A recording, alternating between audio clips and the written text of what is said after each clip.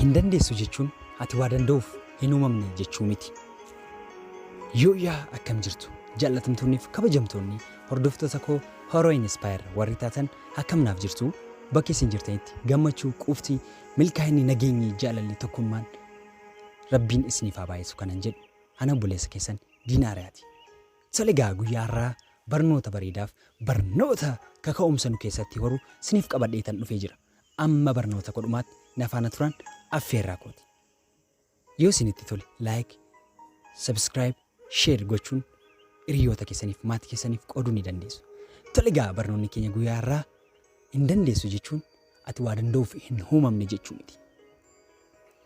Gaafa waa tokko hin dandeessu jedhamu, gaafa hin gootu jedhamu, waan galma ga'uu, wanta milkeessuu hin dandeenye, hin uumamne, milkeessuuf nama hin uumamne, nama galmaan ga'uuf hin uumamne jechuu miti. Hin dandeessu jechuun galma kee kanarratti dhaabata jechuu miti. Kanaafuu ati waan hundumaa danda'uufidha kan uumamte. Akkati galma geessu, akkati milkootuufidha. Hin dandeessu yoo namni siin jedhe, galmaan hin geessu yoo namni siin jedhe, ani galmaaf hin uumamne, ani milkaa'inaaf hin uumamne jennee akka nuuf ilaalluufidha. Toomaas Ediseen ati barnootaaf hin taatu deebii galii jedhamee ture. Garuu arrabni harrabaan mo'ee armeen isaa ni dandeessa, galmaan ni geessa jettee milkaa'ina barbaaddeen geessee jirti. Albert Einstein ati barnootaaf hin uumamne jedhameera. Ati hin dandeessu jedhameera. Garuu ga'ee danda'uusaa agarsiiseera. Ellen Keller jaamaadha, hin dandeessu, waa tokko hin fayyaddu jedhamtee turte.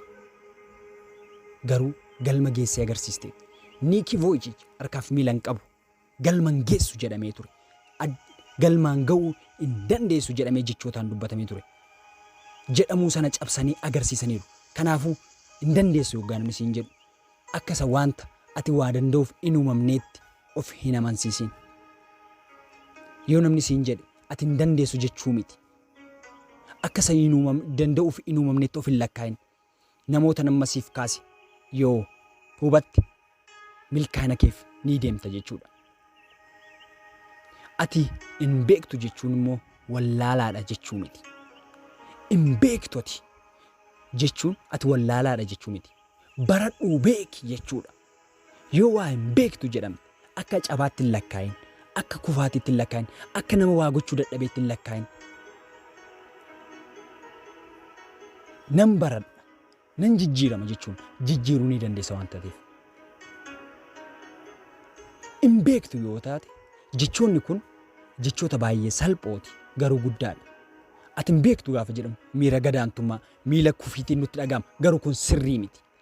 Ati hin beektu jechuun baradhu jechuudha. Ati hin beektu jechuun hubadhu jechuudha. Ati hin beektu jechuun ilaali jechuudha.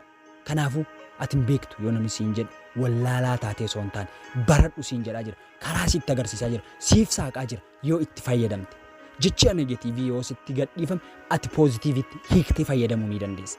Kanaafuu hin beektu jechuun wallaalaadha jechuu miti. Ati hin dubbattu jechuun afaan hin qabdu jechuu miti. Ati jireenya kee keessatti hin dubbatattu jechuun ati wanta sirra ga'u, wanta sirratti dhufu hunda karaa maatii, karaa hiriyaa, karaa jaalalaa, karaa biyya, karaa barbaade yoo ta'e yoo hin dubbatattu taate afaan hin qabdu jechuu miti. Baasii dubbadhu. Kan keessa kee jiru dandeettii kee, mul'ata kee, milkaa'ina kee baastee yoo dubbattedha. Baastee yoo agarsiistedha. Afaaniin qofa osoo hin taane gochaan agarsiisuu qabda jechuudha. Kanaafuu jechoota kana hin dhageenye. In milkoofte jechuun immoo in kufne jechuu miti. Anarra milkaa'eera. Ani galma geera jechuu miti. In kufne jechuun immoo miti. Milkoofteetta galma geesseetta taanaan boor kufaatiin jira. Qormaanni kana jaaru jiraachuu danda'a. Chaalenjiin kana caaluu dhufuu danda'a. Kanaafuu milkoo'eera. Ani galma geera.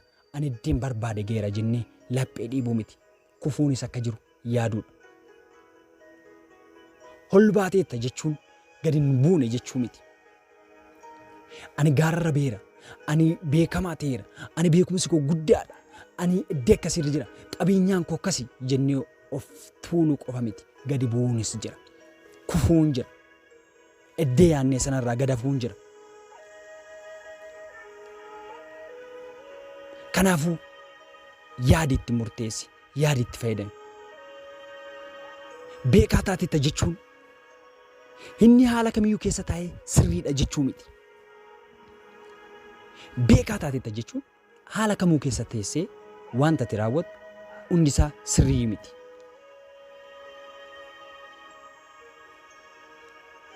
Yoo beekaa taateetta ta'e wanta ati gootu hundumtuu sirrii miti.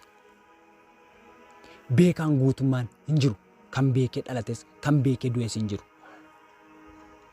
Beekaan kamuu hirruu mataa isaa danda'e qaba. Ani beekaadha, ani hubataadha jennee jechoota nu gadhiisnu, jechoota nu namarratti darbannu, jechoota nu namoota irratti gadhiisnu facaafu miidhaa guddaa qaba. Inni dogoggortaati illee bara. Namni dogoggorree yoo jiraate isa du'e qofaadha. Kanaafuu beekaadha jechuun, beekaa taateetta jechuun haala kamiyyuu keessa teessee sirriitti raawwachaa jirta jechuu miti. Kanaafuu wanta gootu adda baasii beeki. Ofii kee ni jaallatta jechuun namoota biroo ni jibbita jechuu miti. Of jaallatta taanaan wanta sii ta'u kan siif malu, iddoo siif malu, bakkee siif malu dhaabatta jechuun namoota biraa jibbita jechuu miti. Namoota of hin jaallannedha kan iddoo isaan hin madaalle kan hin dhaabatu, kan isaaniif galu bira kan hin dhaabatu. Kanaafuu of jaallatta jechuun namoota biraa jibbita jechuu miti. Kanaafuu adda baasi beeki.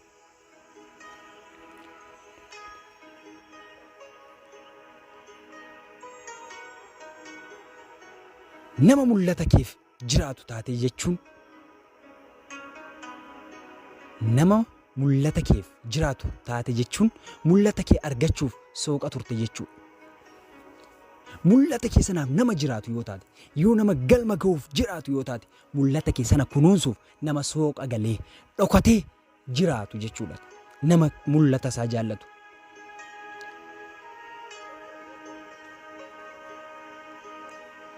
Kanaafuu nama mul'ata keef jiraatu ta'e. Jireenya kee jiraattu keessatti of gaafatta yoo taate, gaaffii deebii argachuu dandeessu of gaafatta jechuudha. Yoo gaaffii of gaafattu taate, yoo ofaan xiilxaltu taate, yoo ofaan ilaaltu taate, deebii gaaffii keef deebii kan qabu argatta jechuudha. Kanaafuu jireenya kee keessatti of gaafadhu, of ilaali, eenyu akka taate, maal akka taate, maal akka jirtu, eessa akka deemtu, maaliif akka jiraattu adda baasi beeki. Kanaafuu barnoota keenya irraa akkasiin waa baay'ee barattan abdii guddaan qaba. Akkasiin barnoota biraatiin walitti deebinutti abdii guddaan qaba. Yoo isinitti toleera ta'e like, share, subscribe gochuun maatii keessaniif qooduu ni dandeessu. Turtii gaariin isiniif hawwa.